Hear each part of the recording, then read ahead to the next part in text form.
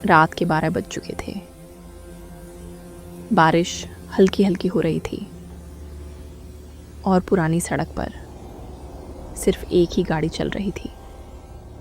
गाड़ी के अंदर अमन और उसकी बीवी रिया बैठे हुए थे। ये उनकी शादी के बाद पहली लंबी ड्राइव थी। अमन ने स्टीयरिंग पकड़ रखी थी, आंखें रोड पर थीं और रिया खिड़की से बाहर अंधेरे को देख रही थी। रिया धीरे से बोली, अमन, ये रोड थोड़ी अजीब नहीं लग रही? अमन हल्का सा मुस्कुराया और बोला, बस अंधेरा है, तुम ओवरथिंक कर रही हो। सच तो ये था कि अमन खुद भी थोड़ा अनईजी फील कर रहा था।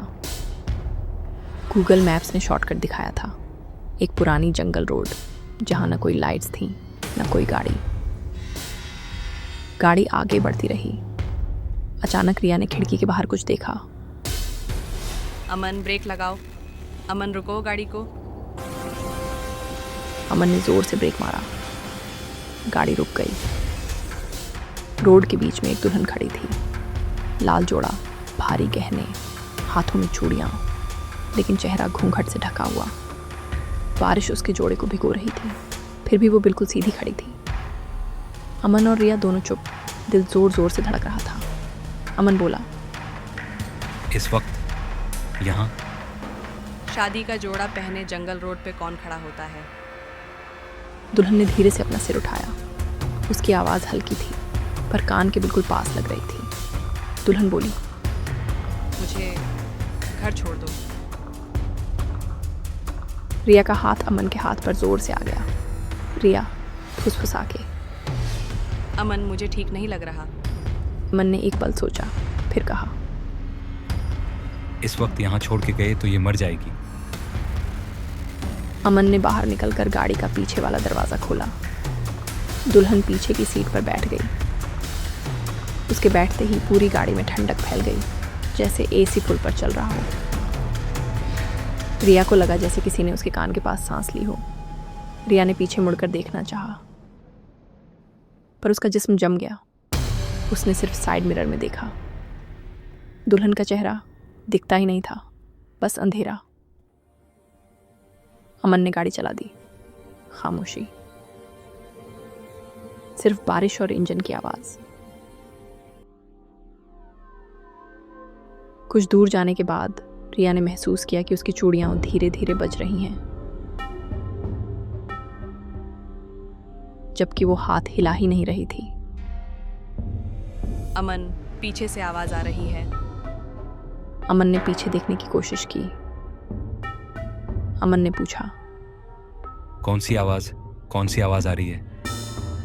तभी जल्दी से दुल्हन बोली, तुम दोनों नए शादीशुदा हो ना? रिया का दिल बैठ गया। रिया ने जवाब दिया, हाँ, हम दोनों नए शादीशुदा हैं।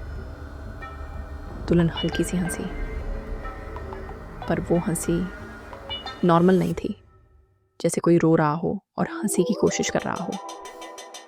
मेरी भी शादी हुई थी, इसी रोड पर। इस रोड पर?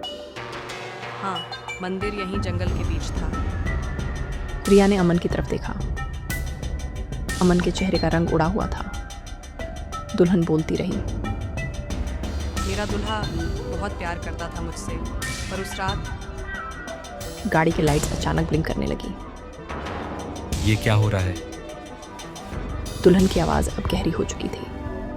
ये उस रात मुझे जिंदा जला दिया था। रिया ने जब दुल्हन की ऐसी आवाज सुनी तो वो चीख पड़ी, अमान, गाड़ी रोको। अमान, गाड़ी रोको। अमन ने एक्सीलरेटर दबाया। गाड़ी की स्पीड बढ़ गई, पर रोड खत्म ही नहीं हो रही थी। दुल्हन धीरे धीरे आगे झुकने लगी। उसके बाल घूंघट के नीचे से बाहर आ गए, लंबे, गीले और चिपचिपे। रिया ने महसूस किया कि कोई उसकी गर्दन के बिल्कुल पास आ गया है। तुम मेरी जगह होती तो क्या करती? रिया ने आंखें बंद कर लीं और अपने हाथों से चेहरा छुपा लिया। फिर अमन ने दुल्हन से कहा, प्लीज प्लीज गाड़ी से उतरो। दुल्हन की हंसी गाड़ी में गूंज उठी और बोली, तुम भी उसी जैसे हो। किस जैसे? फिर दुल्हन ने अपना घूंघट उठाया। इस बार रिया ने देख लिया। चेहरा जला हुआ था, आंखों के गड्ढे खाली, होंठ जले हुए, पर फिर भी हिल रहे थे। मेरे दूल्हे जैसे। गाड़ी अचानक बंद हो गई। चारों तरफ अंधेरा था, कंप्लीट साइलेंस।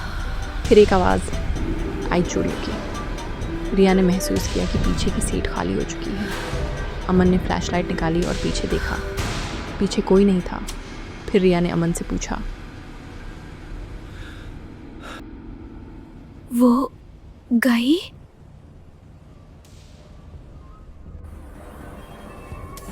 अमान, मेरे हाथ। उसके हाथ पर लाल चूड़ियाँ आ चुकी थीं, बिल्कुल दुल्हन जैसी, अमान। और उसके पैर मेहंदी से भरे हुए थे। रिया की आवाज़ बदलने लगी। अमान, अमान, मुझे घर छोड़ दो। अमन पीछे हट गया। नहीं रिया। रिया ने धीरे से सिर उठाया। उसकी आंखें पीली हो चुकी थीं। रिया पराई सी आवाज़ में बोली, मेरी शादी इसी रोड पर हुई थी। अमन भागते हुए गाड़ी से बाहर निकला। बारिश तेज़ हो चुकी थी। उसने पीछे मुड़कर देखा। गाड़ी के अंदर 2 दुल्हन बैठी थीं, एक पुरानी और एक नई। सुबह जब लोगों ने उस रोड पर जली हुई गाड़ी देखी तो सिर्फ एक आदमी की लाश मिली। वो लाश अमन की थी। और जंगल मंदिर के पास आज भी लोग कहते हैं, रात को अगर कोई नई शादीशुदा कपल उस रोड से गुजरे तो एक दुल्हन मदद मांगती हुई मिलती है, और जो रुक जाए वो कभी जिंदा वापस नहीं आता। स्टोरी खत्म हो गई, लेकिन डर अभी बाकी है।